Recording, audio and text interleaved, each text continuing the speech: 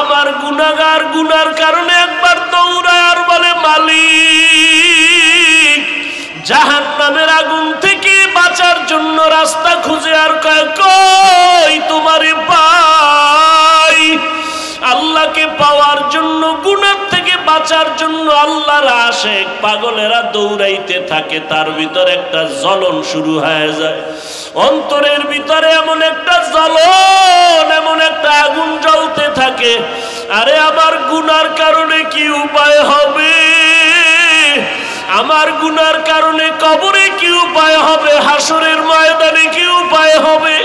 যেই হাসরের ময়দানে নবীরা পর্যন্ত নাফসি নাফসি বলে কাঁদবেন, ঈসা নবী কাঁদবেন, আল্লাহ আমাকে বাঁচাও, তোমার আযাব সহ্য করা যায় না।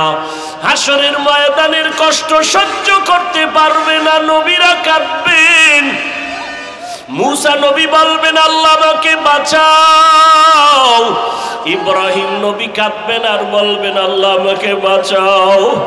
আপনার আমার নবী রহমাতুল লিল আলামিন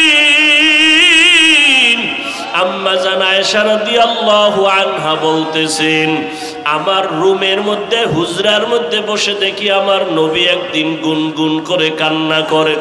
আমি আয়েশা ভয় পেয়ে গেলাম, নবীর সাথে কোনো বেয়াদবি হয়ে গেল নাকি।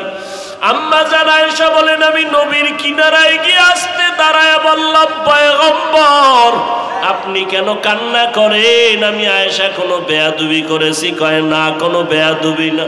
তো নবী আপনি কেন কাঁদেন? বলে হাসরের ময়দানের কথা মনে পড়ে গেছে। ওই হাসরের ময়দানে কি অবস্থা হবে আমার উম্মতের। আম্মা জান আয়েশা বলেন, নবী কেমন হালাত হবে যে আপনি কান্না করতেছেন? আপনার তো কোনো গুনাহ নাই, আল্লাহ আপনার মুহাব্বতের আশিক, আপনি নবীর কোনো গুনাহ নাই, এরপরও কেন কান্না করতেছেন?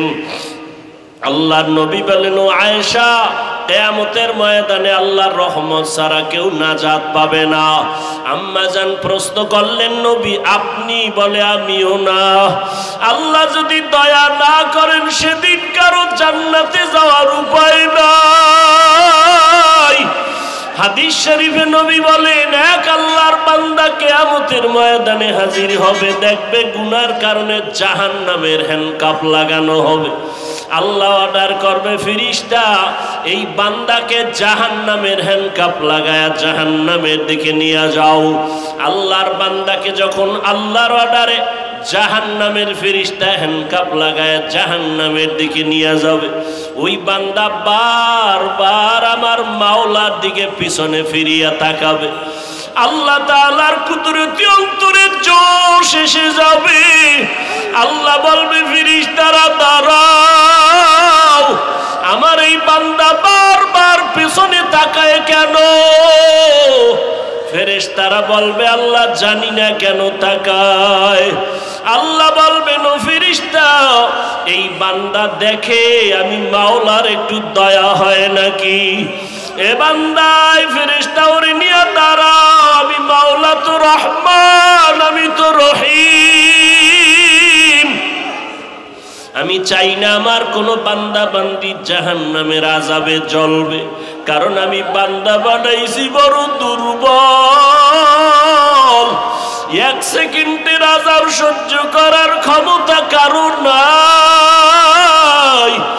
দুনিয়াতে সূর্যের গরম আমার বান্দা সইতে পারে না, দুনিয়াতে মশার কামড় আমার বান্দা সহ্য করতে পারে না। আমার বান্দা জাহান্নামের আগুন কেমন করে সহ্য করবে? বান্দারে দাঁড় করাইয়া দেখো তার আমল নামায় কোন নেকের কোন রাস্তা খোলা আছে নাকি দেখো। আমি তার দেখিনি জান্নাতে দেওয়া যায়। এবার ফেরেশতারা আমল নামা তালাশ করে দেখবে কোনো নেক নাই। এবার বলবেন, আল্লাহ ফেরেশতারা দেখো কোন আলেমের সাথে সম্পর্ক আছে নাকি, কোরআনওয়ালার সাথে সম্পর্ক আছে নাকি। ফেরেশতারা আমল নামা তালাশ করে দেখবে কোরআনের সাথেও সম্পর্ক নাই, কোরআনওয়ালা আলেমের সাথেও কোনো সম্পর্ক নাই। আল্লাহ সর্বশেষ বলবেন, ও ফেরেশতা দেখো এই বান্দার এমন কোন বন্ধু আছে নাকি যেই বন্ধুর সাথে আলেম কোরআনওয়ালার সম্পর্ক আছে? ফেরেশতারা হঠাৎ তাকায় দেখবে, হ্যাঁ আল্লাহ একজন বন্ধুর নাম লেখা আছে, ওই বন্ধুর সাথে তার আলেম কোরআনওয়ালার সাথে সম্পর্ক আছে। আল্লাহ এই কথা শুনে বলবে, জাহান্নামের হ্যান্ডকাপ খুলিয়া দাও, আমার বান্দারে আর জাহান্নামের হ্যান্ডকাপ লাগাইও না। এই বান্দার বন্ধুর সম্পর্ক যেহেতু কোরআনওয়ালা আলেমের সাথে আছে, যাও আমার ফেরেশতারা ওরে ছেড়ে দাও, জান্নাতি ফেরেশতার হাতে দিয়া দাও। আমি আল্লাহ চাই না আমার কোনো বান্দা জাহান্নামের আযাবে যাবে। আম্মা জান আয়েশা বলেন, নবী আপনার তো কোনো গুনাহ নাই, তারপর আপনি কান্না করেন কারণ কি? আল্লাহর নবী বলেন, আয়েশা কিয়ামতের ময়দান যেদিন কায়েম হয়ে যাবে, ওই দিন সমস্ত মানুষগুলো উলঙ্গ হয়ে দাঁড়াবে, নারী পুরুষ উলঙ্গ থাকবে, জমিনটা চেটিয়াল ময়দান সমান। আল্লাহর অর্ডারে সূর্যটা নিচে চলে আসবে।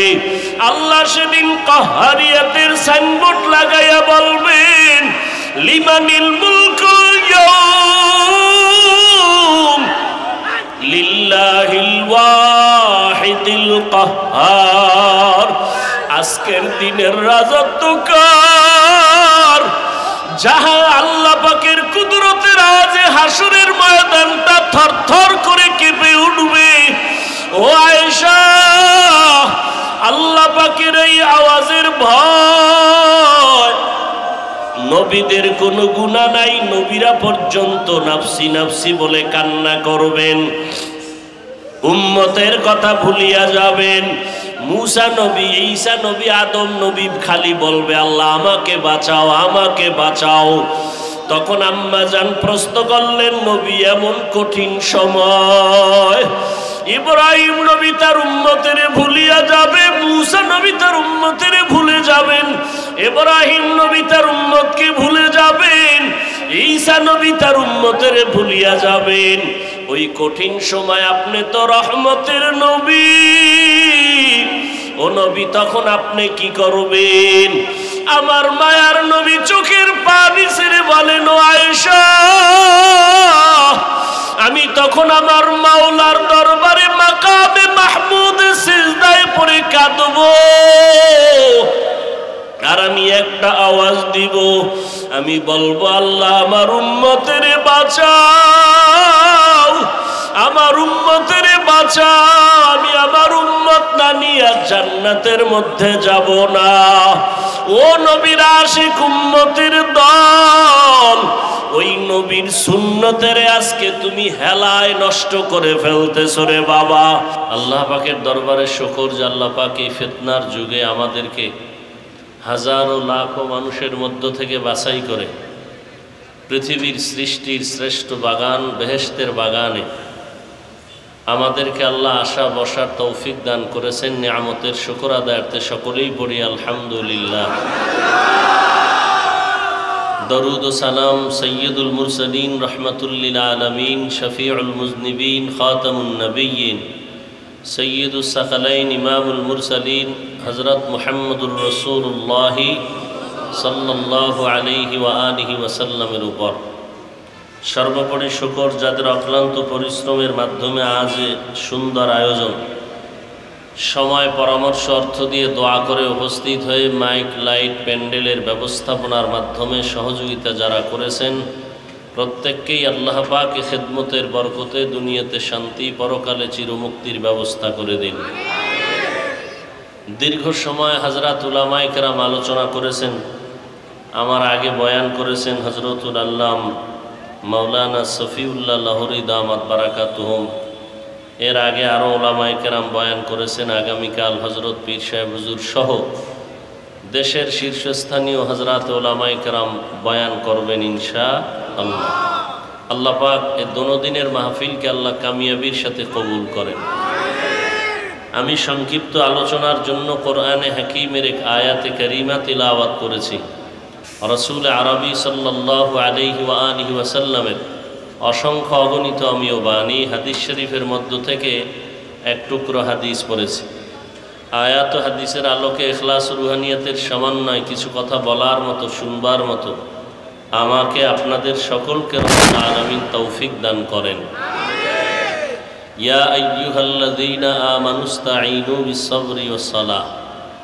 আল্লাহ বলেন, হে মুমিন, নারী পুরুষ ধনী গরিব, তোমরা সকলেই সাহায্য প্রার্থনা করো সবর ও সালাতের মাধ্যমে। ইন্নাল্লাহা মা'আস সাবিরিন, নিশ্চিত আল্লাহ পাক সাবিরিনদের সাথেই থাকেন। নবীজি সাল্লাল্লাহু আলাইহি ওয়াসাল্লাম বলেন, মাইয়ুরিদিল্লাহু বিহি খাইরান ইউসিব মিন, আল্লাহ পাক যার ভালাই বা মঙ্গল কামনা করেন, খায়েরের কামনা করেন, আল্লাহ তাকে মুসিবত দিয়ে পরীক্ষা নেন। দুনিয়াটা আসলে পরীক্ষার হল। এখানে আসছি আমরা পরীক্ষা দেওয়ার জন্য। দুনিয়া আসল স্থায়ী জায়গাও না, থাকার জায়গাও না। আল্লাহ রসুল অন্য হাদিসে বলেন, আর দুনিয়া সিজনুল মুমিন ওয়া জান্নাতুল কাফির, মুমিনের জন্য দুনিয়াটা জেলখানার মতো, আর বেদিন বেঈমান যারা দুনিয়াদার এদের জন্য দুনিয়াটা আরামের জায়গা, বালাখানার মতো। জেলখানায় মানুষ যেমন সবসময় থাকতে আগ্রহী না, ইচ্ছা করে কেউ যেতে চায় না, ঠিক যারা মুমিন তারাও দুনিয়াকে আপন করে নিতে পারে না। জেলখানায় গিয়া স্বাধীনভাবে যেমন চলা যায় না, ঠিক দুনিয়া নামক জায়গায় মুমিন কখনো স্বাধীনভাবে চলতে পারবে না। সে চলাফেরার মধ্যে সবসময় খেয়াল রাখবে, আমার প্রত্যেকটা কাজের হিসাব হবে। আমার পেছনে কেউ আমার কথা, আমার কাজ সব কিছু রেকর্ড করতেছেন এবং এগুলোর একসময় হিসাব দিতে হবে। আমার গলায় কারো না কারো রশি লাগানো আছে, আমি একা স্বাধীন না। মুসলমান মুমিনের গলায় রশি লাগানো আছে কালেমা লা ইলাহা ইল্লাল্লাহ মুহাম্মাদুর। এই কালেমার রশি সবার গলায় লাগানো আছে। এজন্য আমরা মুমিন, এজন্য আমরা মুসলমান। লা ইলাহা ইল্লাল্লাহ আমাদেরকে দাবি করে যে আল্লাহ ব্যতীত কোনো ইলাহ নাই। লা ইলাহা, কোনো কি নাই, ইলাহ নাই, কোনো মাবুদ নাই, কোনো উপাসনার উপযুক্ত নাই, ইবাদতের উপযুক্ত কেউ নেই। ইল্লাল্লাহ, হ্যাঁ আছে। কে আছেন? একমাত্র আল্লাহ। তাহলে আল্লাহ আছেন কতক্ষণ? বলেন, আল্লাহ কতক্ষণ আছেন? সব সময় ছিলেন, সব সময় আছেন, সব সময় থাকবেন। যার কোনো ফানা নাই, লয় নাই, ক্ষয় নাই। আল্লাহু আল হাইয়ুল কাইয়ুম, চিরঞ্জীব, চিরস্থায়ী। তাহলে আল্লাহ আছেন যতক্ষণ। আসমান কার? জমিন, বাতাস, সূর্য, চাঁদ, পানি। আমরা যে খানা খাইতেছি জমিন থেকে তৈরি হওয়ার, এ খানা কে দেন? অনেক জমিনের মধ্যে ধান হয়, খুব ফলন ভালো, আবার এক বছর ভালো হয় না। কি সরকারের কারণে? কম বেশি কে করেন? আল্লাহ করেন। আমাদের গুনাহের কারণে মাঝে মাঝে আমরা ফলাফল কম পাই, আর ভালো আমল করলে মাঝে মাঝে ফলাফল বেশি পাই। সমুদ্রের মধ্যে মাছগুলো কার গোলাম? এই মাছগুলো যদি জালে ধরা না দেয়, কারো শক্তি আছে ধরার? আল্লাহ পাক রব্বুল আলামিন বলেন, সব কিছুই এক সময় থাকবে না। কে থাকবেন? আল্লাহ যতক্ষণ থাকবেন, গোলামিও ততক্ষণ চলবে। আল্লাহর গোলামি মানে কি? অনেকে মনে করে আল্লাহর গোলামি করতে গেলে মনে হয় ব্যবসা করা যাবে না, চাকরি করা যাবে না, দোকানদারি করা যাবে না, লেখাপড়া করা যাবে না। এগুলো একটা ধোঁকা। বরং আমার নবীজি ব্যবসা করছেন কি করেন নাই? আল্লাহর রসুল ব্যবসা করেছেন, সাহাবায়ে কেরাম ব্যবসা করেছেন, আউলিয়ায়ে কেরাম ব্যবসা করেছেন, চাকরিও করেছেন। সাহাবায়ে কেরাম চাকরি করেছেন, আউলিয়ায়ে কেরাম চাকরি করেছেন। অতএব চাকরি করা ইসলামী নিষেধ না, ব্যবসা করা নিষেধ না, সুদ খাওয়া নিষেধ, ঘুষ খাওয়া নিষেধ। কেন নিষেধ? আল্লাহ বলেন, আহাল্লাল্লাহুল বাইআ ওয়া হাররামার রিবা। আমি ব্যবসাকে হালাল করেছি, সুদকে কি করলাম? কারণ সুদের দ্বারা ধনী আরো ধনী হয়, গরিব আরো গরিব হয়।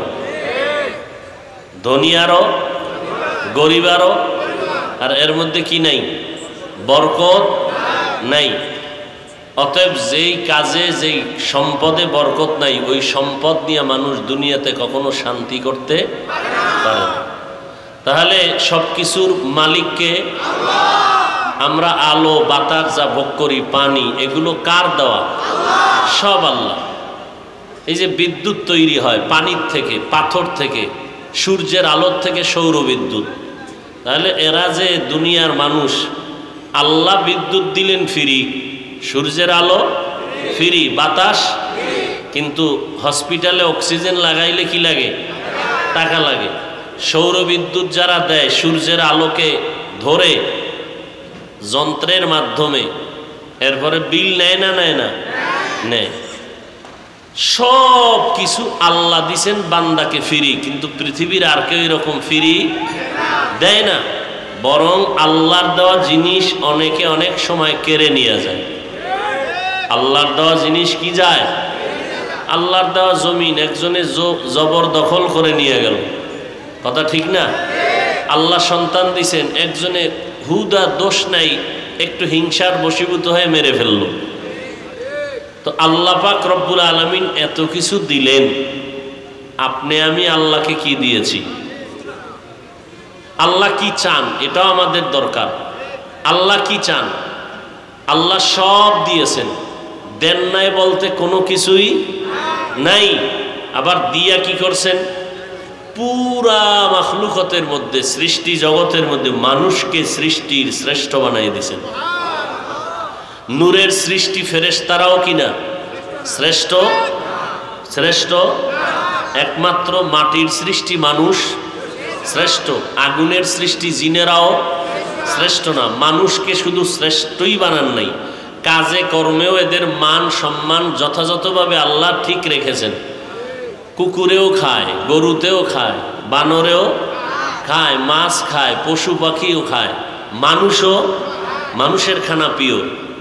ওয়ালাকাদ কাররামনা বানি আদম ওয়া হামালনাহুম ফিল বাররি ওয়াল বাহরি ওয়া রাযাকনাহুম মিনাত তাইয়্যিবাত ওয়া ফাদ্দালনাহুম আলা কাসীরিম মিম্মান খালাকনা তাফদীলা।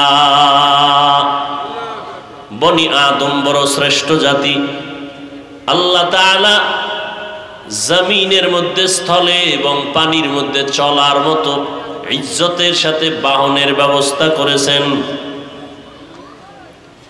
মাটির মধ্যে চলার মতো ব্যবস্থা, পানির মধ্যে চলার মতো, পানির নিচে দিয়েও চললে, আবার এখন অত্যাধুনিক বিমান দিয়ে, রকেট দিয়ে শূন্যের উপরে চলে। আল্লাহ এই মেধা মানুষকে দিয়েছেন।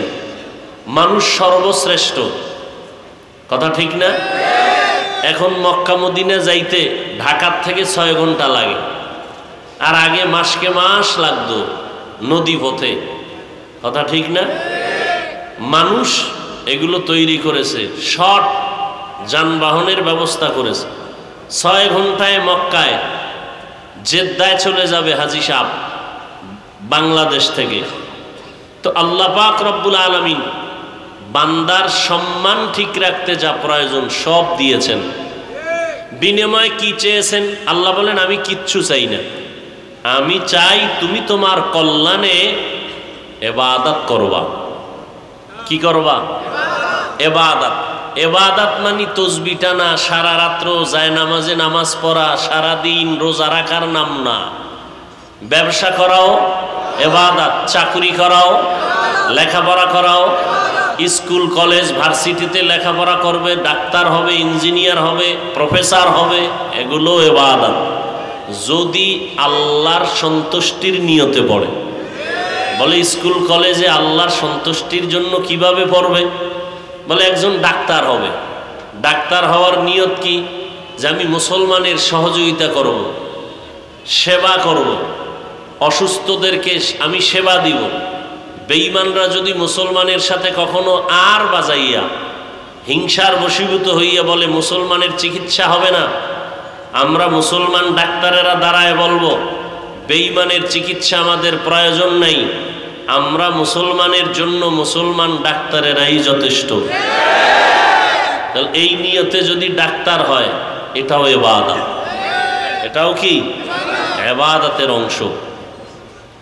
আসলে আল্লাহর হুকুম মতো চলা খুব সহজ।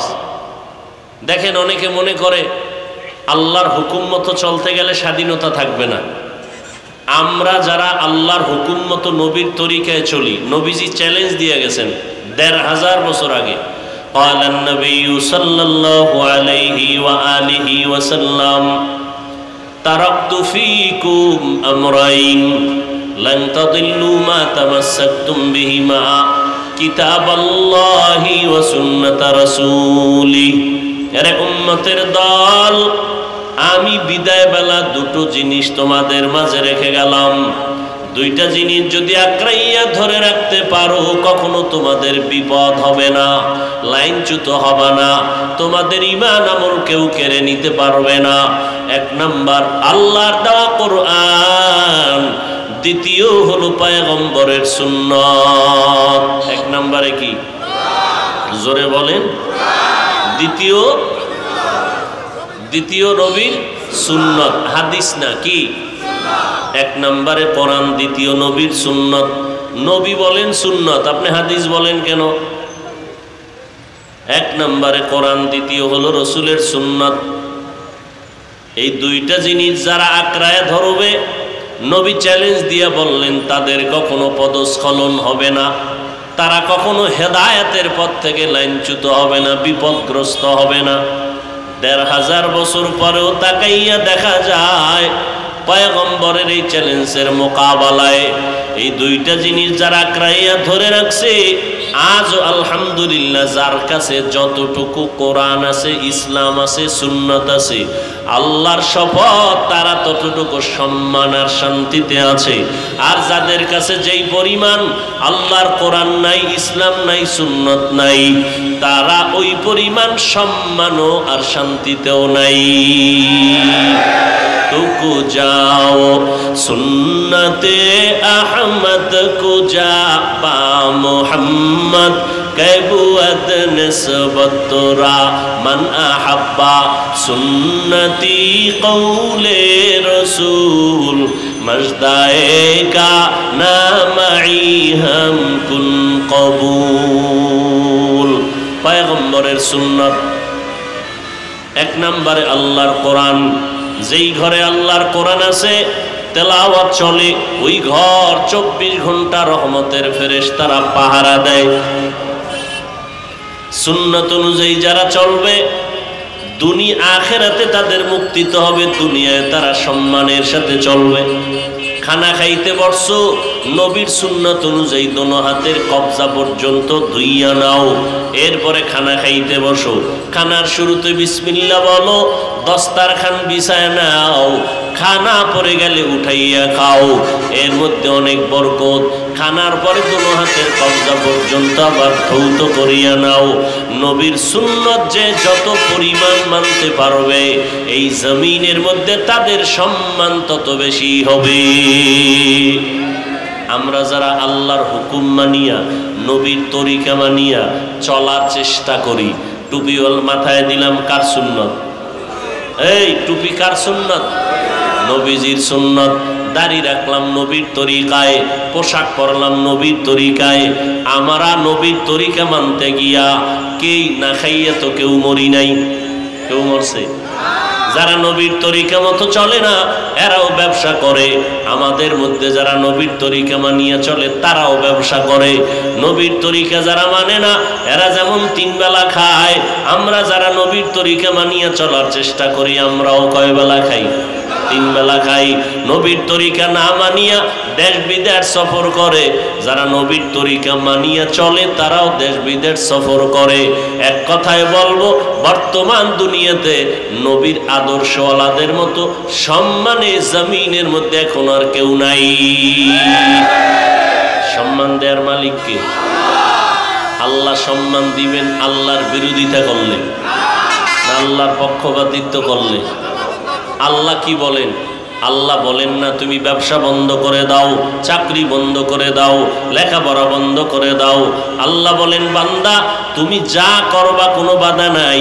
ঘুমাও তাও ইবাদত, খানা খাওয়া ইবাদত, নামাজ পড়বা ইবাদত, সন্তান পরিবারকে তুমি দেখাশোনা করো তাও ইবাদত, স্ত্রীর মুখে খানার লোকমা উঠায় দাও তাও তোমার ইবাদত, সন্তানের পিছনে টাকা ব্যয় করো ইবাদত, গরিবের পিছনে সহযোগিতা করো ইবাদত, এতিমের সাহায্য করো ইবাদত, জনগণের সহযোগিতা করো ইবাদত, মানুষ হাঁটতে পারে না হাঁটার রাস্তা তৈরি করে দাও ইবাদত, মানুষের চিকিৎসার জন্য সহযোগিতা করো ইবাদত, বস্ত্রহীন মানুষের অন্নের ব্যবস্থা করো ইবাদত। তুমি দুনিয়াতে যা করবা সব ইবাদত। লেখাপড়ার প্রতিষ্ঠান করো, সন্তানেরা যেন শিক্ষিত হতে পারে, এটাও তোমার ইবাদতে গণ্য হবে। দুইটা শর্তের বিনিময়ে যা করবা সব আমার আল্লাহর সন্তুষ্টির জন্য, এবং যা কিছু করব সব হবে মদিনাওয়ালা নবীর তরিকায়। এগুলো করার জন্য আল্লাহর সাহায্য ছাড়া চলার কোনো পথ। এজন্য আল্লাহ বলেন ইয়া আইয়ুহাল্লাযীনা আমানুস্তাঈনু বিস-সাবরি ওয়াস-সালাহ ইন্নাল্লাহা মা'আস-সাবিরিন। ও মুমিনেরা তোমরা সাহায্য প্রার্থনা করো সবর ও সালাতের মাধ্যমে। আল্লাহ মুমিনকে বললেন, কোনো বেঈমানকে বলেন নাই। সাহায্য ছাড়া চলার কোনো উপায় মুমিনেরও নাই, কোনো বেঈমানেরও নাই। কিন্তু আল্লাহ শুধু মুমিনকে সাহায্য চাওয়ার জন্য বললেন কেন? এর কারণ হলো জান্নাত শুধু মুমিন পাবে, কোনো বেঈমান কখনো জান্নাত পাবে। জান্নাত কারা পাবে? একমাত্র মুমিন যারা, আর কেউ জান্নাত পাবে না। যদিও নবীজি বলেন পৃথিবীতে যত মানুষ আসছে আসবে কিয়ামত পর্যন্ত সবার নামে জান্নাতে বাড়ি বানানো আছে, রেজিস্ট্রি করা আছে। নমরুদের নামে জান্নাতে বাড়ি আছে, ফিরআউনের নামে জান্নাতে ঘর, ফিরআউন, হামান, কারুন, সাদ্দাদের নামে জান্নাতে ঘর। কিন্তু কোনো বেঈমান কখনো আল্লাহর জান্নাত পাবে না। জান্নাত পাবে একমাত্র আল্লাহর প্রিয় বান্দা যারা মুমিন। ওই বেঈমানদের বানানো জান্নাতগুলো কি হবে আল্লাহ পাক নবীর মাধ্যমে জানায় দিলেন। আমার মুমিনদের মধ্যে যারা ইবাদত করতে গিয়া আমি দুইটা সাইড করে দিলাম। ইবাদতের মধ্যে আছে কিছু মূল ইবাদত যেগুলো ফরজ, আর কিছু আছে ওভার নফল ইবাদত, এগুলো ওভার ডিউটি। 5 বেলার নামাজ দৈনিক পড়ো, মূল ইবাদত, মূল ডিউটি, এটা ফরজ। ইশরাক, আওয়াবিন, চাষ, তাহাজ্জুদের নামাজ পড়ো, ওভার ডিউটি, নফল। রমজান মাসে রোজা রাখবা, নরনারী বালেগ বালেগা, এটা তো দারে দুনিয়া না হাসান আতিনা ফি দারে উকবা না হাসান ইয়া গিয়াসাল মুস্তাগীসিন নাহদিনা লাফতিখারা বিল উলুমে ওয়াল গিনা হর গরিদে নেকো তু তৈয়ার হে जो न मांगे उससे तू बेजार है। আমরা আল্লাহর হুকুম রসুলের তরিকা মানতে গিয়া না খাইয়া মরে গেছি। বর্তমান দুনিয়াতে চতুর্মুখী ইসলামের দুশ্মনদের আক্রমণ, কথা ঠিক না? সারা দুনিয়ার ইহুদি খ্রিস্টান সহ ইসলাম বিদ্বেষীরা মুসলমানের বিরুদ্ধে চক্রান্তে লিপ্ত। এমনকি কিছু কিছু মুসলমান ব্যানারওয়ালা মুনাফিকেরাও তাদের ভেতরে সহযোগিতা করে। আছে না নাই? এই মুসলমানেরা মাঝে মাঝে বলে তাবলীগ করে লাভ নাই, পীরের কাছে গিয়ে লাভ নাই। অথচ এই বাংলার জমিনে লাখ লাখ লাখ না কোটি কোটি কোটি হাজার কোটি কোটি মানুষ মাদ্রাসায় পড়ুয়া না, জেনারেল লাইনের পড়া অথবা কোনো পড়াই না, এ সমস্ত মানুষগুলো তাবলীগের ছোঁয়া পাওয়ার কারণে, খাঁটি আল্লাহওয়ালাদের সোহবতে যাওয়ার কারণে আজকে তারা ফেরেশতার থেকেও বড় দামি নবীর আদর্শওয়ালা হয়ে গেছি। সোহবতে সালে তোরা সালেহ কুনাত, সোহবতে তালে তোরা তালে কুনাত জামানা, সোহবতে বা আউলিয়া বেহতেরা সদ সালাত বেরিয়া। আপনারা যারা বয়ানে বসছেন, এমনও আল্লাহর বান্দা এখানে আছেন যারা জীবনেও ওয়াজের প্যান্ডেলে বসেন নাই। আছে না নাই? আল্লাহকে সাক্ষী রেখে বলেন তো, এই যে 1.5-2 ঘন্টা আপনারা বয়ানে বসলেন আর শুনলেন, এই বয়ান শোনার দ্বারা অন্তরের মধ্যে কোনো আঘাত আসছে না আসে নাই? অন্তরের মধ্যে ধাক্কা লাগছে কি লাগে নাই?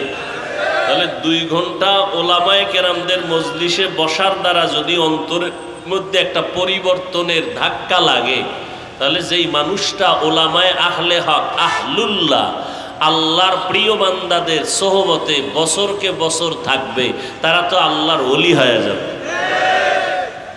সোহবতে সালে তোরা সালে কুনাত, সোহবতে তালে তোরা তালে কুনাত জামানা, সোহবতে বা আউলিয়া বেতেরা সদ সালাত বেরিয়া। সাহায্য ছাড়া চলার কোনো উপায় নাই। আমাদের প্রত্যেকের সাহায্য লাগবে। কেন? আল্লাহ তার কারণ বয়ান করেন, ওয়া খুলিকাল ইনসানু যায়ীফা, আমি মানুষ জাতিকে বড় দুর্বল করে সৃষ্টি করেছি। মানুষ এতটাই দুর্বল, খানার বেলায়, ঘুমের বেলায়, চলার বেলায়, মেধার বেলায়, সর্বক্ষেত্রেই দুর্বল। আমাদের তুলনায় দেখা যায় মেধার দিক থেকে আমাদের থেকে ভিন্ন মাখলুক বড় সবল। ইঞ্জিনিয়ার, বুয়েটের ইঞ্জিনিয়ার বিল্ডিং বানায়, এর মধ্যেও ভুল আছে না নাই? বৈজ্ঞানিকরা আবিষ্কার করে বিভিন্ন বিষয়, এর মধ্যেও ভুল আছে না নাই? এক সময় বৈজ্ঞানিকরা বলতো পৃথিবী ঘুরে, সূর্য ঘুরে না। আবার একদল আইসা বলে না পৃথিবী স্থির, সূর্য ঘুরে। আবার একদল কয় না দোনোটাই ঘুরে। তাহলে ভুল আছে না নাই? আছে। আমাদের দুনিয়াতে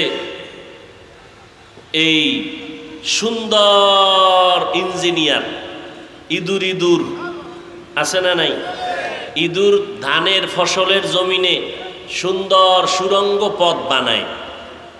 যেমন শত্রুদের থেকে আত্মরক্ষার জন্য আর্মি, সেনাবাহিনী এরকম সুরঙ্গ পথ বানায়, যুদ্ধ চলার ক্ষেত্রে যেন আত্মগোপনে থাকা যায়, নিরাপত্তায় থাকা যায়। ইঁদুরও এরকম বানায়। আপনি ধানের খেতে গিয়ে দেখবেন এত সুরঙ্গ পথ, একদিক দিয়ে গরম পানি মারছে ইঁদুর, আর একদিক দিয়ে পালায় গেছে। ঠিক নেই? ধরার কোনো উপায় নাই। কোনো টাকা পয়সা লাগছে? কিচ্ছু লাগে নাই। আবার তাদের গর্তের ভিতরে মনে মনে ধান সব ওখানে নিয়ে গোডাউনে রাখছে, তাদের রুজি রোজগারের জন্য যেন কোনো পেরেশানি করতে না হয়। কথা ঠিক না?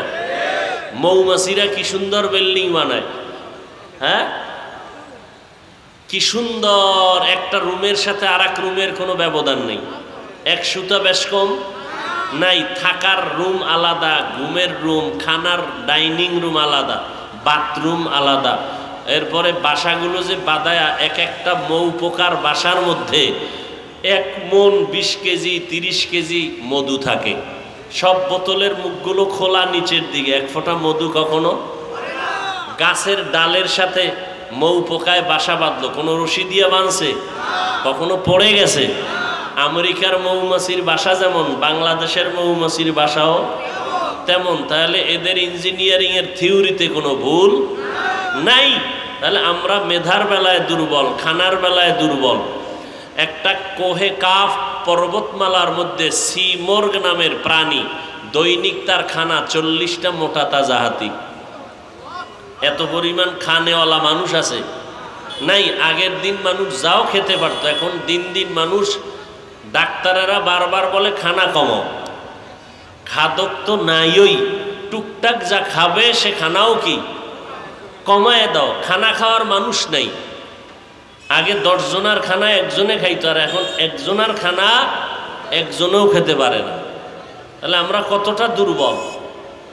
এক কথায় আমাদের মতো দুর্বল কোনো প্রাণী নাই, আবার আমাদের মতো শ্রেষ্ঠ কোনো প্রাণী। আচ্ছা, দুর্বল হয়ে শ্রেষ্ঠ কেন? কয় যে আল্লাহ পাক যত বড় শক্তিশালী সিংহ, বাঘ, রয়্যাল বেঙ্গল টাইগার, এর শক্তি বেশি থাকলেও এরা শ্রেষ্ঠ না। কেন?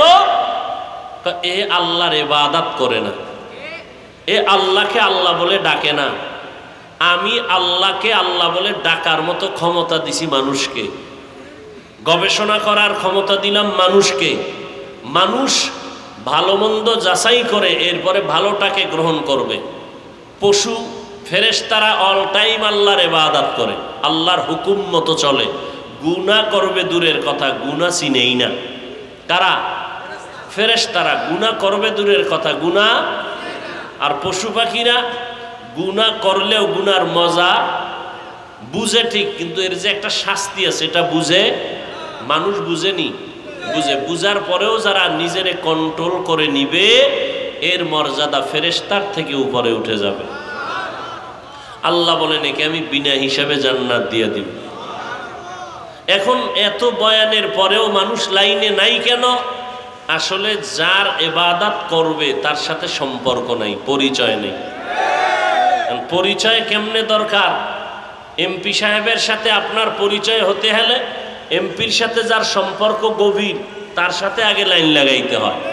কথা ঠিক নেই? তো আল্লাহর পরিচয় নিতে হলে আল্লাহর সাথে যাদের সম্পর্ক গভীর এদের সাথে লাইন লাগাও। এরা কারা? আউলিয়ায়ে কেরাম, ওলি আউলিয়াগণ।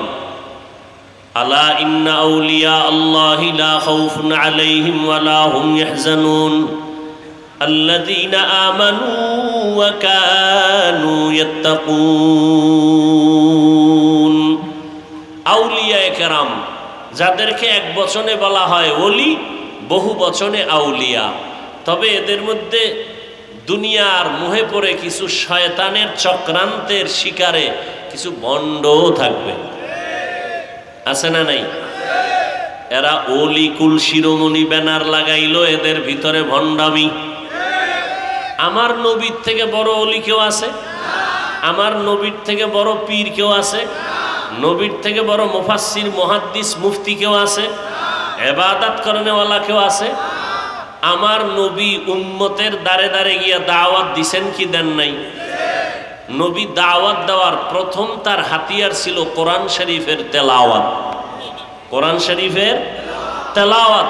অতএব এই জমিনের মধ্যে যারা উম্মতের ইমামতি নিবেন, রাহবরি নিবেন, মুরব্বী সাজবেন, শায়েখ হবেন, তাদের 1 নাম্বার দায়িত্ব উম্মতের দাঁড়ে দাঁড়ে গিয়া কোরআন তেলাওয়াত করে শোনাবেন। কিন্তু আমাদের দেশে এমন পীর আছে, কোরআন তেলাওয়াত করবে দূরের কথা, মুরিদদেরকে সামনে গিয়া ইমামতি করে নামাজ পড়ানোর যোগ্যতা নাই। এ সমস্ত নামদারি পীরের দরবারেও মানুষ যায় না? যায় না। কেন যায়? এরা আখেরাত পাইতে যায় না, এরা দুনিয়ার লোভে পড়ে যায়। ওখানে কিছু জিন্নাত দিয়ে খেলা করে, তো জাদু টাদু দেয়, কিছু তাবিজ টাবিজ দেয়, পানি পড়া দেয়, তো মানুষের দ্বারা দুনিয়ার কিছু লাভবান হয়। যে কারণে দেখা যায় পীরের দরবারে 20 বছর যায়, দাড়ি উঠে না। পীরের দরবারে বছর বছর ঘুরতেছে, পাগড়ি নাই। পীরের দরবারে ঘুরতেছে, রসুলের সুন্নতের টুপি নাই, পর্দা নাই। বরং পীরের দরবারে গিয়া আগের তুলনায় গুনাহের কাজ বেশি করে, আছে না নাই? এবং পীর সে জান্নাতে নেওয়ার ক্ষমতা নাই। আল্লাহ কোরআনে বলেন, ইন্নাকা লা তাহদি মান আহবাবতা ওয়ালাকিন্নাল্লাহা ইয়াহদি মান ইয়াশা। নবীকে বলতেছেন, হে নবী, আপনি যাকে মোহাব্বত করবেন তাকেই কালেমার রশি পড়াতে পারবেন না, হেদায়াতের গোলামির জিঞ্জির পরাতে পারবেন না। আমি আল্লাহ যদি চাই তো হেদায়াতের মালা গলায় পড়বে। জমিনের ভেতরে আল্লাহ চাইছেন তো ওমরের গলায় হেদায়াতের মালা লেগে গেছে। আর আল্লাহ চান নাই, আবু জাহাল নবীকে দেখলো, বয়ান শুনলো, 13টা বছর পর্যন্ত নবীকে ভালো করে চিনলো জানলো, এরপরও আবু জাহালের জবানে কালেমা আসে নাই। নবী হাতের মুষ্টির মধ্যে আবু জাহাল পাথর নিয়ে বলতেছে, মোহাম্মদ যদি বলতে পারো আমার হাতের মুষ্টির মধ্যে কি আছে, আমি এখন তোমারে নবী বলে স্বীকার করব, কালেমা পড়ব। নবী বলেন, আমি বলতে পারি না। কেন? আমি গাইবের মালিক না। গাইবের মালিক কে? আরো জোরে বলেন, আমি গাইবের মালিক না। তো যদি আপনার হাতের মুষ্টিতে যা আছে ওরা যদি কথা বলে মানবেন? মানব। নবী এবার বললেন, আবু জাহাল চাচার হাতে তোরা যা আসো আওয়াজ দে। সাথে সাথে কালেমা পড়া শুরু করলো। আবু জাহাল পাথরগুলো জমিনের মধ্যে ফালাইয়া চিল্লায়া কয়, মুহাম্মদ বড় জাদুকর। হেদায়াত কপালে নাই। আল্লাহ চাইলে হেদায়াত পাবে, না চাইলে পাবে না। এত বয়ান চলতেছে, বয়ান, তাবলীগের বয়ান, পীর মুরিদির বয়ান, এরপরও কিছু মানুষ দিনের কথা জানে, মিথ্যা বলা হারাম জানে, এরপরও মিথ্যা ছাড়া ব্যবসা করে না। আছে না নাই? সুদ খাওয়া হারাম জানে, তারপরও সুদ খায়। আছে না নাই? সুদের মধ্যে 70টা গুনাহ, ছোট গুনাহ মায়ের সাথে জিনা করার সমান। সুদের সাথে যারা জড়িত হবে এদের নামাজ কবুল হবে না, রোজা কবুল হবে না, হজ কবুল হবে না, দান সদকা কবুল হবে না। আল্লাহ বলেন, রেডি হয়ে যা, আমি আল্লাহ তোর সাথে যুদ্ধ করার জন্য রেডি। আল্লাহ যুদ্ধ করতে চায়, এটা কি খুশির কথা না রাগের কথা? মারাত্মক রাগের কথা। আল্লাহ সুদের মহামারীর থেকে গোটা জাতিকে হেফাজত করেন। আরো জোরে বলেন, আল্লাহ বলেন সাহায্য কামনা করো, দুইটা জিনিসের মাধ্যমে সাহায্য প্রার্থনা করবা। 1 নাম্বার ধৈর্য, 2 নম্বরে হলো নামাজ। আজ আমাদের ভেতরে ধৈর্যও নাই, নামাজও নাই। ধৈর্যও নাই, নামাজও নাই। অথচ ধৈর্যের মধ্যে আল্লাহ 2টা পুরস্কার দিবেন নগদ, একটা আখিরাতে আর একটা দুনিয়ায়। দুনিয়াতে যারা ধৈর্যের সাথে আল্লাহর ইবাদত করবে, নামাজ আদায় করবে, 1 নাম্বার পুরস্কার হলো, আল্লাহ বলেন, ও ধৈর্য ধারণকারী গোলাম, তোর চিন্তা নাই, আমি আল্লাহ তোর সঙ্গী হয়ে গেলাম। ইয়া এলাহি মুঝসে মুঝকো দূর কর, তাকে দেখো মুঝমে তুঝকো এক নজর। আল্লাহ সঙ্গী হয়ে যাওয়া, এটা কি কম মনে করতেছেন? মান কানা লিল্লাহ কানাল্লাহু লা, যেই বান্দা আল্লাহর হয়ে যাবে গোটা দুনিয়া তার গোলাম পায়ের নিচে আসবে, গোলামে পরিণত হয়ে যাবে। ওমরে ফারুক আল্লাহর গোলাম হয়ে গেলেন, বাঘ তার গোলাম হয়ে গেল। উজানির কারি ইব্রাহিম রাহমাতুল্লাহ আলাই আল্লাহর গোলামে পরিণত হয়ে গেলেন, বাঘ তার গোলাম পরিণত হয়ে গেল। গরু কথা শুনিনি মানুষের? এই আপনারা হাল চাষ করেন না? গ্রাম এলাকায় করে না? আচ্ছা, একটা হাল চাষ করেনেওয়ালা গরুরে যখন কয় ডাইনে যাও, যায়নি, বামে যাও, যায়নি। আচ্ছা, হাল চাষ করে কোনো হিসাব? সাধারণ মানুষ বিড়িও টানে, হাল চাষও করে, নামাজও ঠিক মতো পড়ে না। এই রকম এক চাষি, সে যদি গরুরে কয় দাঁড়া, দাঁড়ায়নি। কথা বলেন? একটা বেনামাজি বিড়িখোর, ওর কথায় যদি গরু ডানে বামে যায়, আল্লাহর কথা মানবে না কেন?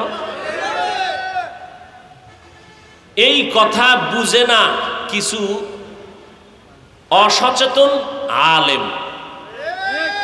সাধারণ মানুষ নিয়ে টেনশন না, ইসলামের মধ্যে 12টা বাজায় রাখছে কিছু শিক্ষিত নামের শয়তানের বন্ধু যারা, তারা। সাধারণ মানুষটা তো পেজ বুঝে না, কথা ঠিক না? এই পেজগুলো লাগায় রাখছে ইসলামের ব্যানারওয়ালা কিছু মুনাফিকেরা। চরমনের সৈয়দ ইসহাক রহমতুল্লাহ আলাই, চরমনের বর্তমান পীর সাহেব হুজুর, এর আগে তার আব্বাজান ফজলুল করিম রহমতুল্লাহ আলাই বয়ানে বলতেন যে ইসহাক রহমতুল্লাহ আলাই গরুকে ডাক দিছে, গরু এদিকে আয়, গরু কাছে আসছে। আচ্ছা, এটা কঠিন কি? এটা নিয়েও ট্রোল করে কিছু মুনাফিকেরা। এটা আশ্চর্য হওয়ার কি আছে? একটা গাঞ্জাখোর চাষি সে যদি গরুরে চাষবাস করার সময় গরুরে ডানে কইলে ডানে যায়, বামে বললে বামে যায়, তো আল্লাহওয়ালা বললে গরু কথা শুনবে না কেন? কি মানুষের দাম বেশি না গরুর দাম বেশি? হ্যাঁ, কি আজীব কথা। ইয়া ইলাহি মুঝসে মুঝকো দূর কর, তাকে দেখো মুঝ মে তুঝকো এক নজর। ওমর ফারুক রাদিয়াল্লাহু আনহু চিঠি লেখলেন, নদীর মধ্যে পানি নাই, কি নাই, চিঠি লেখলেন আর বললেন আমার লেখা চিঠি নদীর মধ্যে ফেলে দাও, পানি আসবে। গিয়া যখন চিঠি ফেললো, জোয়ার আসা শুরু হয়ে গেল। শুকনো নদীতে কি আসলো? পানি। এ ক্ষমতা কে দিছেন? জোরে বলেন। বড় আফসোস, আল্লাহর খাস বান্দা যারা, এরা ভিন্ন মাখলুকের সাথে কথা বলেছেন, এরা যদি মাখলুকতের কিছু বলে তারা মানতে কি বাধ্য। এই ক্ষমতা কে দেন? ইয়া আইয়ুহাল্লাযীনা আমানু ইন তাত্তাকুল্লাহ ইয়াজআল লাকুম ফুরকানা। তাকওয়ার উপরে যারা চলবে, মুজাহাদা করবে, আল্লাহ তাদেরকে স্পেশাল পাওয়ার দান করবেন। এই পাওয়ারের নাম ফুরকান। আল্লাহ তাআলা তার বিশেষ বান্দাদেরকে পাওয়ার দান করেন। যুবক সন্তান গুনাহ করতে করতে জীবনটা বিপন্ন হয়ে গেল, গুনাহ করে করে জীবনটাকে নষ্ট করে ফেললো, আল্লাহর বান্দা পেরেশান হয়ে গেল। এক সময় বিছানায় শুইয়া চিন্তায় পড়ে গেল, রাত গভীর, আমি যুবক মানুষ, এমন কোনো অন্যায় নাই করি নাই, অন্যায় করতে করতে জীবনটা আমার ধ্বংস হয়ে গেল। আল্লাহ বলে, বান্দা, দুনিয়ার পরীক্ষায় যদি কামিয়াব হইয়া জান্নাত পেতে চাও, তোমার সাহায্য চাওয়া লাগবে। সাহায্য চাইতে হলে তোমার দুইটা গুণ অর্জন করা লাগবে। এক নাম্বার গুণের নাম ধৈর্য, দুই নাম্বার গুণের নাম হলো নামাজ। ধৈর্যের এক নাম্বার, যারা ধৈর্য ধারণ করবা তাদের এক নাম্বার পুরস্কার আমি আল্লাহ তার সঙ্গী হয়ে যাব। দুই নাম্বার পুরস্কার, কিয়ামতের ময়দানে আমি আল্লাহ তাকে বিনা হিসাবে জান্নাত দিয়ে দিব। বিনা হিসাবে জান্নাতে যেতে চাইতো, কথা বলেন না কেন? নামাজ ছাড়া কিয়ামতের দিন প্রথম হিসাবই হবে কিসের? নামাজের। আল্লাহ পাক বলেন, পাস করার জন্য ধৈর্য নামের মেডিসিন তোমার ভেতরে লাগবে। ধৈর্যের বড় দাম। এক নাম্বার পুরস্কার, আল্লাহ সঙ্গী হয়ে যাবেন। দ্বিতীয় পুরস্কার, আল্লাহ বিনা হিসাবে জান্নাত দিবেন। যুবক আল্লাহর গোলাম গুনাহ করে করে জীবনটা নষ্ট করে ফেললো। হঠাৎ করে একদিন আফসোস করতেছে, জীবনে কি করলাম। এই অবস্থাটা আপনার জীবনেও আসবে, আমার জীবনে আসবে। মরার আগে একবার আফসোস আসবেই, জীবনে করলাম কি। ভালো ভালো মানুষ হঠাৎ মরে যাইতেছে, যুবকেরও ঠিক এসে গেল, করলাম কি জীবনে। গুনাহ করে করে মানুষের অভিশাপ নিয়ে রাস্তায় চলতেছি, এর থেকে বাঁচার উপায় কি? হঠাৎ করে চিন্তা করতে করতে ফজরের আজান হয়ে গেল। মানুষ যখন চিন্তায় গভীরে যায় তখন আর ঘুম আসে না। হঠাৎ মসজিদের মিনারে আজানের আওয়াজ, যুবক চিন্তায় পড়ে গেল, একটু যাই, আজানের ধ্বনিটা কত সুন্দর আমার কানের মধ্যে লাগছে। এ যুবক, আজকে মোবাইল চালাইয়া মজা করে গান শুনো। আল্লাহর কসম একবার, আল্লাহর কসম দুইবার, আল্লাহর কসম তিনবার, মাইনা দেখ, না মানলে পাবি না। আমি বলে গেলাম, রাতের বেলা ঘুমের ঘরে গে যাইয়া সারা রাত্র মোবাইলটা চালাও, গুনার প্র্যাকটিস করো। এক পর্যায়ে মোবাইলটা যখন বন্ধ করবি, ওই সময় একটু কোরআন তেলাওয়াত শুনবি। মোবাইলে সার্চ দিবি কোরআন তেলাওয়াত, সাথে সাথে তেলাওয়াত চলে আসবে।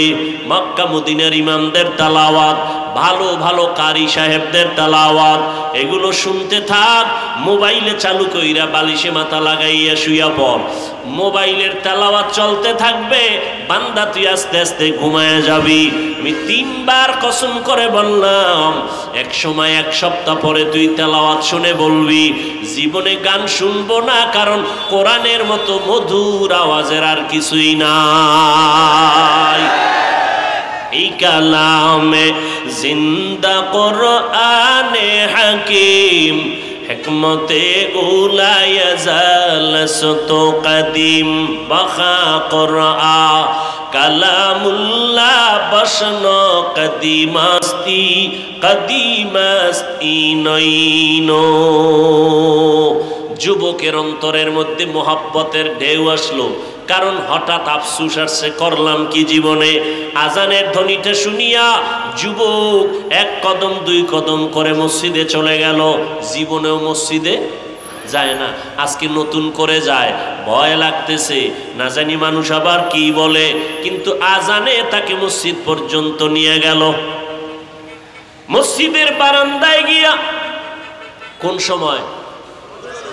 ফজরের সময়, নীরব নিস্তব্ধ, তখন আজানের ধ্বনিটা খুব মজাই লাগে, কথা ঠিক না?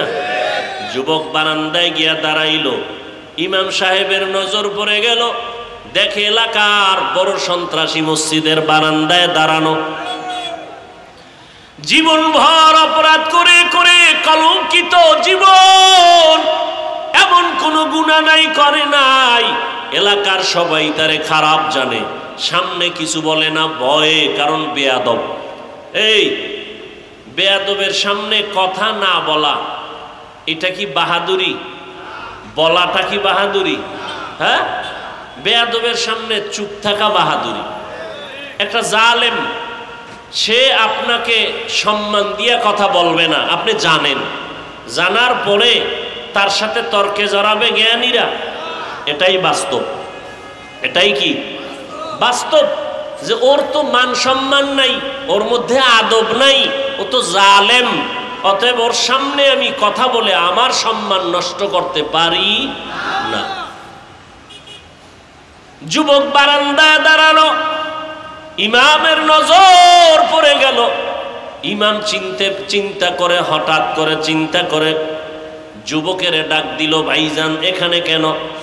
যুবক বলে, হুজুর ভয়ের কিছু নাই, আজকে আজানের ধ্বনিটা শুনে আমার ঘুম নাই, সারা রাত আমি পেরেশান হয়ে গেলাম, গুনাহ করে করে জীবনটা নষ্ট করে ফেলেছি, আমার মতো গুনাহগার এই এলাকায় কেউ নাই, আমি চিন্তায় পড়ে গেছি, গুনাহ নিয়ে কবরে গেলে মানুষ আমার সন্তানকে অভিশাপ দিবে, মানুষ আমার স্ত্রীকে অভিশাপ দিবে, এই অপরাধ করিয়া আমার সারা রাত কেন যেন ঘুম হয় না। ইমাম সাহেব বলে, নামাজ পড়বেন? বলে, হ্যাঁ পড়ব। ইমাম সাহেব নামাজ পড়ানোর ব্যবস্থা করে দিলেন, ওযু শিখাইয়া দিলেন, জীবনে মসজিদে যায় নাই। মাইয়াহদিল্লাহু ফাহুয়াল মুহতাদ ওয়া মাইয়ুদলিল ফালান তাজিদ লাহু ওয়ালিয়াম মুরশিদা। যুবকের মধ্যে জাহান্নামের আযাবের ভয় এসে গেল। মানুষের মধ্যে যখন ভয় আসে, ভয়, আমার উপায় কি হবে, আমি অন্যায় করলে শাস্তি পেতে হবে, এই চিন্তাটা যখন ছাত্রের মধ্যে আসে তখন অন্যায় করে না। এই চিন্তা যখন সন্তানের ভেতরে আসে তখন মা বাবার সামনে অপরাধ করে না। এই চিন্তা যখন বান্দার মধ্যে আসে, আমার উপায় কি হবে, সরকারের জমিনে থাইকা সরকারের একটা টাকাও আমরা ভোগ করি না, এরপরও দেখা যায় অন্যায় করলে পুলিশ হ্যান্ডকাপ লাগায়, জেলখানায় নেয়, মামলা হয়ে যায়। আল্লাহর আদালতে আল্লাহর দেওয়া পানি, আল্লাহর দেওয়া বাতাস, আল্লাহর দেওয়া নিয়ামত সব ভোগ করার পরে যারা আল্লাহর হুকুম মানলো না, হঠাৎ এক সময় যখন ভয় আসবে, আমার কি উপায় হবে আল্লাহর আদালত, মরিয়া গেলে কি উপায় হবে কবরে, যেই কবরে আপন বলতে কেউ নাই, যেই কবরে একটা বাতি নাই, আপন কেউ নাই, একটা বিছানাও নাই, ছোট একটা ঘর হবে যেখানে আমি একা থাকতে বড় কষ্ট হয়ে যাবে, তাও বাঁশবাগানে রাখবে, কেউ একবারও আমার কবরে গিয়া উকি দিবে না, সহযোগিতা করবে না। এই চিন্তা যখন বান্দার অন্তরে আসবে তখন বান্দা নেক আমলের জন্য পাগল হয়ে যাবে। আমি এখন আর গুনাহ করব না, মরিয়া গেলে যাব, তারপরও গুনার কাছেও যাব না। এই যে যারা একটু টুপি মাথায় দেয় দাড়িওয়ালা, এরা সব সময় পাগলামি করে আল্লাহকে পাওয়ার জন্য। কারণটা কি? এর এতদিন বুঝে আসে নাই, জীবনে বহু গান শুনছে, কত অন্যায় করেছে, হঠাৎ আল্লাহওয়ালার সোহবতে গিয়া পাগড়ি লাগায় দিছে, চোখে পানি আসছে, কান্না করে, দেখা হলেই চোখের পানি, হুজুর পাইলেই দোয়া চায়, হুজুর দোয়া করবেন, আমার মতো গুনাহগার কেউ নাই। ওই আল্লাহওয়ালার সোহবতে যাওয়ার পর কলবের আয়না খুলে গেছে, ওই বান্দার অন্যায় ধরা পড়েছে, আমার মতো অন্যায়কারী জমিনের মধ্যে কেউ নাই, আমার মতো জাহান্নামের আসামি কেউ নাই। দুনিয়াতে সন্তান অন্যায় করে, বাবার হাতে পুলিশ এসে হ্যান্ডকাপ লাগায়, বাবা একা আমাকে কেন ধরেছো, আমার উপরে কেন আক্রমণ করেছো, আমি তো কোনো অপরাধ করি নাই। বলে তোমার সন্তানকে কন্ট্রোলের জন্য তোমার উপরে আক্রমণ শুরু হয়ে গেল। দুনিয়ার জমিনের মধ্যে সন্তানের অন্যায় করার কারণে মা বাবাই যদি গ্রেফতার হইয়া যায়, ওরে নবীর উম্মতেরা, দুনিয়ার সরকারের থেকে আমার আল্লাহর সরকার কি মনে করেছো দুর্বল? আল্লাহ তাআলা রব্বুল আলামিন এই জমিনটাকে ধ্বংস করতে 1 মিনিটও লাগবে না। করোনা দিয়া গোটা দুনিয়ার মাথাওয়ালাদেরকে দুর্বল করে দিল কে? আল্লাহ। বড় বড় বড় বড় মাথাওয়ালারা জমিন থেকে চলে গেল, মনে মনে ভাবতেছিল এই জমিনের মধ্যে আমি বোধহয় নতুন এক খোদা দাবিদার হয়ে গেলাম। কিন্তু করোনা আসার পরে সবার মাথাটা নত হয়ে গেল। এই বুঝটা যখন বান্দার অন্তরে আসে যে আমার উপায় কি হবে, জীবনে কি করলাম, কি করতেছি, যাব কই, শেষ ঠিকানা আমার 3টা সাদা কাপড়। আমি যেই ছেলের জন্য পাগল হয়ে কামাই রুজি করি, রাত নাই দিন নাই, খানা নাই ঘুম নাই, আমি মরণকালের সময় আমার ওই সন্তান প্লেট দিয়ে আমার গায়ের জামাগুলো কেটে কেটে রেখে দিবে, আমার সন্তান আমার লাশ ঘরের থেকে নামাইয়া বলবে বিদায় দাও, এ বাবার লাশ আর পাহারা দেওয়া যাবে না।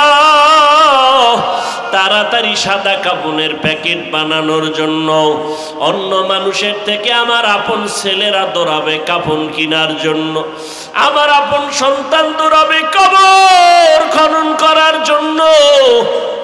কয়েক মাস আগে ঢাকা বাড্ডা থানার ভেতরে বাবায় টাকার মালিক, কোটি টাকার মালিক হয়ে মরিয়া গেল। 2টা সন্তানকে লেখাপড়া শিখাইয়া এরপরে যখন রেখে গেল, বাবার লাশটা ফালাইয়া 2 সন্তান বাবার রেখে যাওয়া সম্পদ নিয়ে ঝগড়া, ভাগাভাগি নিয়ে ঝগড়ায় লিপ্ত হয়ে গেল। 24টা ঘন্টা 2 ভাই ঝগড়া করলো, বাবার লাশটা দাফন করার চিন্তা পর্যন্ত তাদের মধ্যে আসলো না।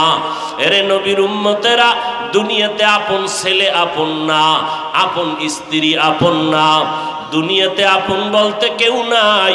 এই চিন্তা করার নাম হলো মোরাকাবা। এই মোরাকাবা তৈরি হয় আল্লাহওয়ালাদের সম্পর্কের দ্বারা। ওলামায়ে কেরামের বয়ান শুনতে শুনতে শুনতে শুনতে যখন চিন্তা করে, চিন্তা করতে করতে হঠাৎ এমন একটা ভাবনা তার মধ্যে চলে আসে যে নামের চিন্তা করতে করতে করতে করতে এমন অবস্থা হয়, মনে হয় যেন আমার গুনার কারণে আমার চারদিকে জাহান্নামের আগুন মনে হয় জ্বালা শুরু হয়ে গেল। এমন একটা অবস্থা হয়ে যায়, গুনার কথা স্মরণ করে করে মনে হয় যেন আমি জাহান্নামের আগুনের মধ্যখানে পড়ে গেলাম। আমার বুঝি জাহান্নামের আগুন চারপার্শ্ব থেকে দাউ দাউ করে জ্বলতেছে। এই মোরাকাবার ভিতরে যখন বান্দা পড়ে যায়, তখন আর বান্দার ঠিক জ্ঞান ঠিক রাখতে পারে না, স্বাভাবিক হালাত ঠিক রাখতে পারে না। তখন বান্দা ভাগার জন্য একবার ডানে দৌড় দেয়, বামে দৌড় দেয়। আমার গুনাহগার গুনার কারণে একবার দৌড়ায় আর বলে, মালিক, জাহান্নামের আগুন থেকে বাঁচার জন্য রাস্তা খুঁজে, আর কয় কই তোমারে পাই। আল্লাহকে পাওয়ার জন্য, গুনাহ থেকে বাঁচার জন্য আল্লাহর আশিক পাগলেরা দৌড়াইতে থাকে। তার ভিতরে একটা জ্বলন শুরু হয়ে যায়, অন্তরের ভিতরে এমন একটা জ্বলন, এমন একটা আগুন জ্বলতে থাকে। আরে আমার গুনার কারণে কি উপায় হবে, আমার গুনার কারণে কবরে কি উপায় হবে, হাসরের ময়দানে কি উপায় হবে, যেই হাসরের ময়দানে নবীরা পর্যন্ত নাফসি নাফসি বলে কাঁদবেন। ঈসা নবী কাঁদবেন, আল্লাহ আমাকে বাঁচাও, তোমার আযাব সহ্য করা যায় না। হাসরের ময়দানের কষ্ট সহ্য করতে পারবে না, নবীরা কাঁদবেন। মুসা নবী বলবেন, আল্লাহ আমাকে বাঁচাও। ইব্রাহিম নবী কাঁদবেন আর বলবেন, আল্লাহ আমাকে বাঁচাও। আপনার আমার নবী রহমাতুল লিল আলামিন আম্মা জান আয়েশা রাদিয়াল্লাহু আনহা বলতেছেন, আমার রুমের মধ্যে, হুজরার মধ্যে বসে দেখি আমার নবী একদিন গুনগুন করে কান্না করেন। আমি আয়েশা ভয় পেয়ে গেলাম, নবীর সাথে কোনো বেয়াদবি হয়ে গেল নাকি। আম্মা জান আয়েশা বলেন, আমি নবীর কিনারায় গিয়ে আস্তে দাঁড়ায় বললাম, পয়গম্বর আপনি কেন কান্না করেন? আমি আয়েশা কোনো বেয়াদবি করেছি? কয় না, কোনো বেয়াদবি না। তো নবী আপনি কেন কাঁদেন? বলে হাসরের ময়দানের কথা মনে পড়ে গেছে। ওই হাসরের ময়দানে কি অবস্থা হবে আমার উম্মতের। আম্মা জান আয়েশা বলেন, নবী কেমন হালাত হবে যে আপনি কান্না করতেছেন? আপনার তো কোনো গুনাহ নাই, আল্লাহ আপনার মুহাব্বতের আশিক, আপনি নবীর কোনো গুনাহ নাই, এরপরও কেন কান্না করতেছেন?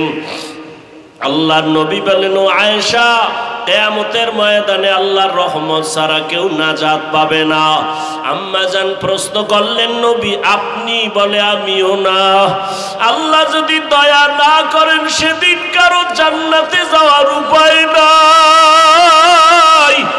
হাদিস শরীফে নবী বলেন, এক আল্লাহর বান্দা কিয়ামতের ময়দানে হাজির হবে, দেখবে গুনার কারণে জাহান্নামের হ্যান্ডকাপ লাগানো হবে।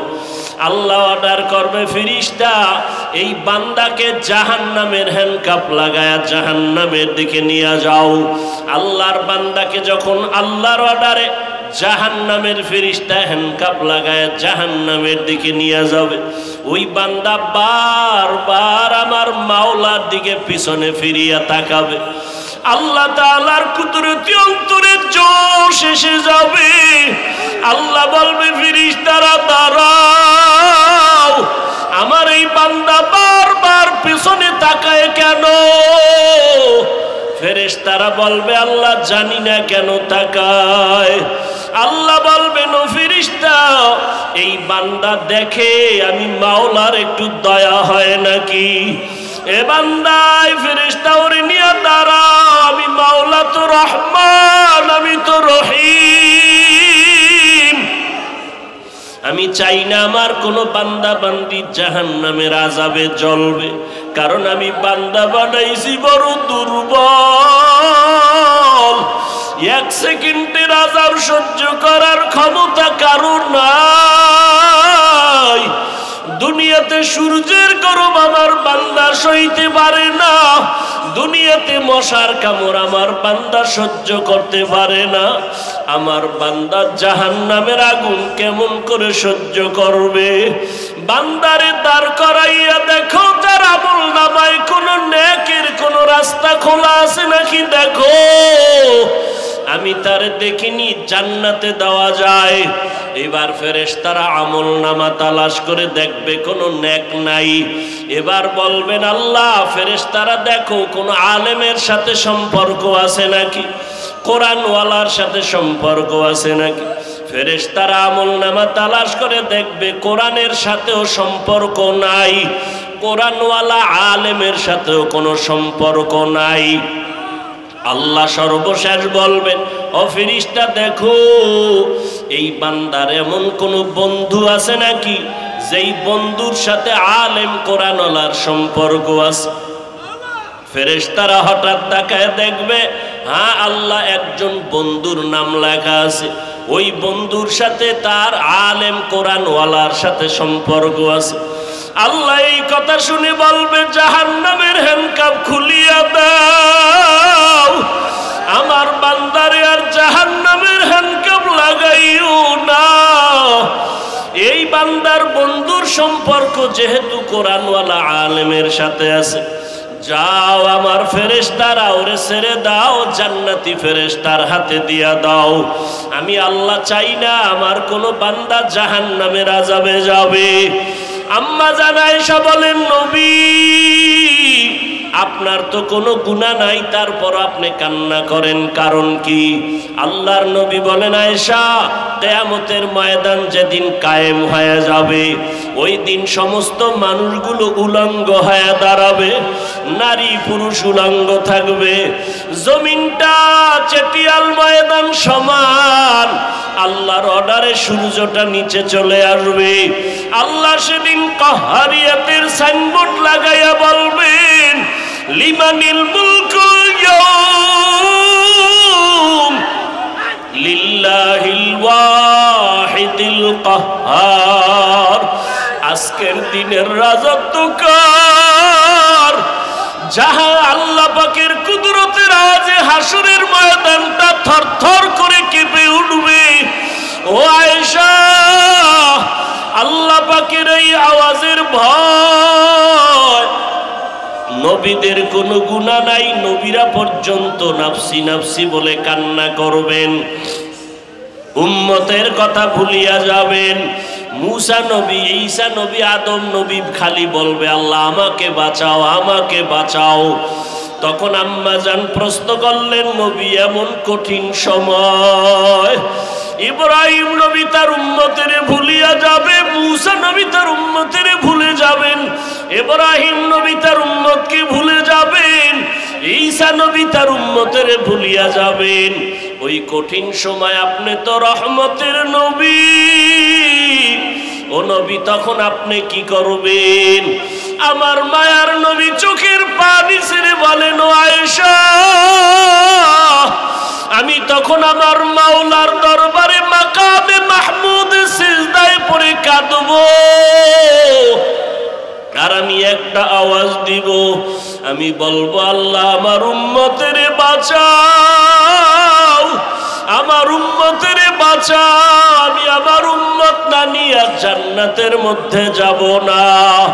ও নবীর আশিক উম্মতের দল, ওই নবীর সুন্নতের আজকে তুমি হেলায় নষ্ট করে ফেলতেছো রে বাবা। ও যুবকেরা, কয়দিন আর দাড়ি ছাড়া চলবা? কয়দিন আর নবীর টুপি ছাড়া চলবা?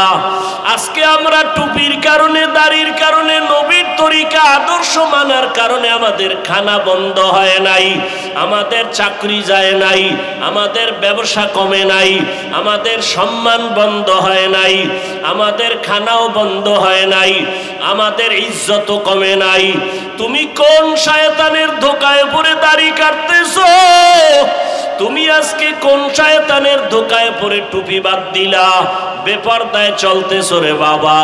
অথচ তুমি তাকায় দেখো, তোমার মতো হাজারো লাখো যুবক স্কুল কলেজে পড়ে, চাকরি করে, ব্যবসা করে, শ্রমিকের কাজ করে, দাড়িওয়ালা নামাজির অভাব নাই।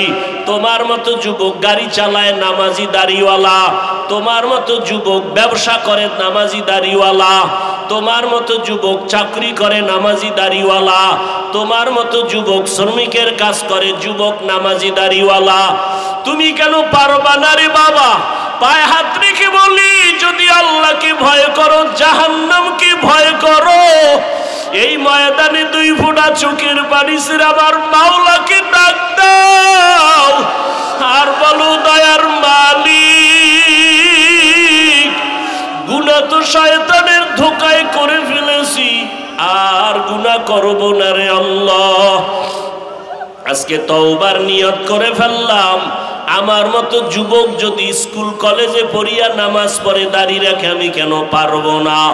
আমার মতো যুবক যদি গাড়ি চালায় নামাজ পড়ে আমি কেন পারবো না? আমার মতো সন্তান যদি শ্রমিকের কাজ করে ব্যবসা করে নামাজ পড়ে আমি কেন পারবো না? ও আল্লাহ, শয়তানের ধোকায় তো কম অন্যায় করলাম না। আজকে থেকে তওবার নিয়ত করে ফেললাম, একটা সেকেন্ডের আযাব সইতে পারবো না রে মালিক। মশার কামড় সইতে পারি না, সূর্যের গরম সইতে পারি না, ওই অন্ধকার কবরে গেলে মাটির চাপ সহ্য করতে পারবো না রে আল্লাহ। আজকে থেকে তওবা করে ফেললাম, গলায় ছুরি আসলে মরিয়া যাব, আর নামাজ ছাড়বো না, বেপরদায় চলবো না, মা বাবাকে কষ্ট দিব না, ওলামায়ে কেরামের বিরোধিতা করব না, দেশ ও জাতির বিরুদ্ধে ষড়যন্ত্রে লিপ্ত হব না। তওবা করার যদি নিয়ত হয়, খাঁটি নিয়তে দুটো হাত আমার আল্লাহকে দেখায়া দাও। আয় আল্লাহ, আমাদের হাতগুলো কবুল করে নেন, দাড়িওয়ালা নামাজি বানায় দেন, সুন্নাতওয়ালা জীবন দান করেন, তওবার উপরে মজবুত হয়ে চলার তৌফিক দান করেন, আমিন। আলহামদুলিল্লাহি রাব্বিল আলামিন, والصلاة والسلام على سيد الأنبياء والمرسلين وعلى آله وأصحابه أجمعين يا أرحم الراحمين يا أرحم الراحمين يا أرحم الراحمين। জীবনে